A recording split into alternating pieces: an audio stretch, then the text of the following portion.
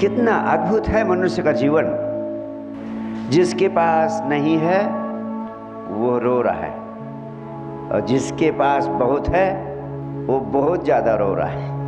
हम तो दोनों से बड़े करीब से मिलते हैं और दोनों के दुखों में बहुत बड़ा अंतर है। जिनको तुम छोटा आदमी कहते हो उनके दुख छोटे हैं, जिनको तुम बड़ा आदमी कहते हो उनके दुख बहुत बड़े बड़े। कभी गंभीरता से सोचो, कभी गौर करो अपनी जिंदगी पर। तुम पूरी जिंदगी इतनी बेहोशी में जीते चले जाते हो कि तुम्हारी जिंदगी अद्भुत दुखों का खेल बन जाती है और कुछ नहीं। एक प्राचीन तिब्बत की कहानी है, मुझे बड़ी प्रीतिकर लगती है। एक नौजवान तीर्थ यात्रा पर गया था। वहाँ उसे किसी बड़े संत महात्मा से मुलाकात हो गई। उस संत महात्मा ने उसको एक जादुई ताबीज़ दे दी और कहा कि ये ऐसी जादुई ताबीज़ है कि इससे जो भी तुम मांगना चाहो कोई भी 3 मांग पूरी कर सकता है, और जिसको तुम चाहो, जिसके प्रति तुम्हारा प्रेम हो, जिसके ऊपर तुम्हें दया है, उसको भी ये ताबीज़ दे देना, वो भी अपनी 3 मांगे पूरी कर सकता है। वो उस ताबीज़ को लेकर के आया। रास्ते में एक नगर में रुकना हुआ। उस नगर में उसका एक मित्र भी रहता था। उसने सोचा रात मित्र के यहाँ ठहर जाते हैं। ठहर गया। मित्र से कहने लगा कि मुझे एक जादुई ताबीज़ मिल गई है, लेकिन मैं यही सोच रहा था, बड़ी चिंता में पड़ गया हूँ। पहले तो मैंने सोचा था कि तुम्हें दे दूँगा, लेकिन अब मैं सोच रहा हूँ दूँ कि ना दूँ, क्योंकि जिसको जिसको मैंने दी है ये ताबीज़, मांगे तो सबकी पूरी हो गई, लेकिन खुश कोई भी नहीं, परिणाम किसी के लिए अच्छा नहीं हुआ। उसके मित्र ने कहा, इसमें इतना सोचने की बात क्या है? अगर ऐसी जादुई ताबीज़ है तो हमें तो हर हालत में चाहिए। उसकी पत्नी, उसका मित्र दोनों ही उसके पीछे पड़ गए, इतने उत्साह में, इतने खुशी में कि जल्दी से जल्दी ताबीज़ उन्हें मिले। उसने कहा, मैं बार बार सोचने को मजबूर हूँ। मांगे तो तत्काल पूरी हो जाती हैं, लेकिन लोग मांग करके झंझट में फंस जाते हैं। उसने कहा, इसका सीधा अर्थ है कि उन्हें मांगना नहीं आया होगा, सही चीज़ें उन्होंने नहीं मांगी होगी। हम इतने नासमझ नहीं, हम समझदार हैं। हम सही चीज़ें मांगेंगे और सही उपयोग करेंगे, इसका कोई बुरा असर नहीं पड़ेगा। हमारी ज़िंदगी में तो बहुत बड़ी खुशियाँ आ जाएंगी अगर ये ताबीज़ हमें मिल जाती है। तो मजबूरी में उस नौजवान को वो ताबीज़ अपने मित्र को सौंपनी पड़ी।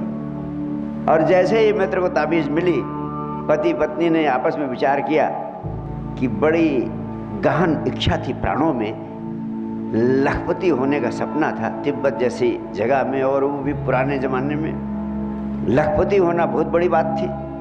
बचपन से ही सपना था कि कहीं लखपति होने का मौका मिल गया तो जीवन सार्थक हो जाएगा। तो ताबीज़ लेते ही उन्होंने सबसे पहली मांग रखी कि प्रभु लखपति बना दो। और कहते हैं जैसे उन्होंने लखपति होने की मांग रखी, वैसे ही ताबीज़ उनके हाथ से गिरी और ज़मीन पर ठहर गई। और जब ज़मीन से उठाया उन्होंने, तुरंत उनके दरवाजे पर घंटी बजी और उन्हें सूचना देने के लिए सरकारी आदमी पहुंचा कि आपके लिए 1 लाख का चेक आया है। आपका बेटा जो सेना में था वो युद्ध में मारा गया, लेकिन उसकी वीरता के लिए राजा ने 1 लाख रुपए का चेक तुम्हें इनाम में भेजा। अब बहुत दुखी हो गया, पति पत्नी दोनों परेशान हो गए कि लखपति तो हो गए, लेकिन इकलौता प्यारा बेटा चला गया। उन्होंने कहा कि इसमें बहुत बड़ा सौभाग्य है कि अभी 2 मांगे बची हुई हैं। एक मांग हम और मांग लेते हैं कि हमारा बच्चा जो युद्ध में मारा गया वो जिंदा हो जाए।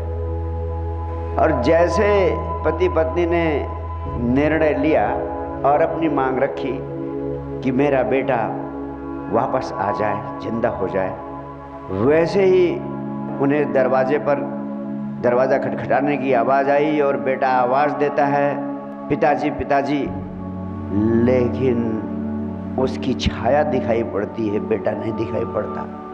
कारण ये था कि बेटा तो दफनाया जा चुका था, शरीर तो उसका दफन कर दिया गया था, उसकी आत्मा प्रेत आत्मा के रूप में वापस आ गई।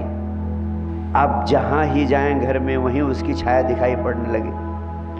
वो डर के मारे दोनों के प्राण निकलने लगे। अब क्या करें, अब क्या करें। दोनों बहुत परेशान हो गए, सो न सके रात भर। अब प्रेत आत्माएं अगर पीछे पड़ जाएं तो आपको पता ही है जीवन कैसे नरक हो जाता है। रात भर सो न सके और दोनों ने फैसला किया कि अब तो एक ही मांग बची, अब तो यही प्रार्थना करते हैं कि किसी तरीके से इस बेटे की आत्मा से छुटकारा मिल जाए, ये प्रेतात्मा हमारा पीछा छोड़ दे।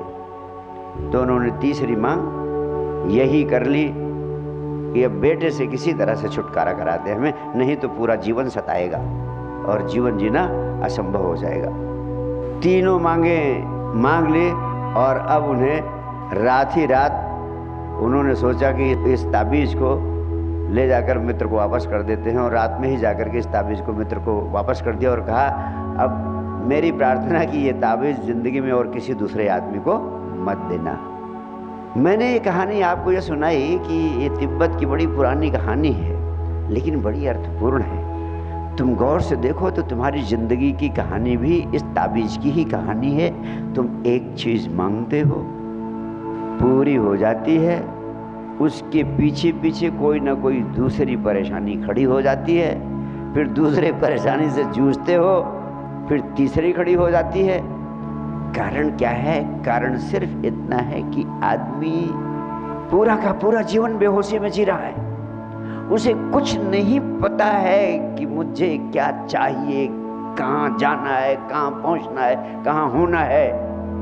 बिल्कुल होश नहीं है।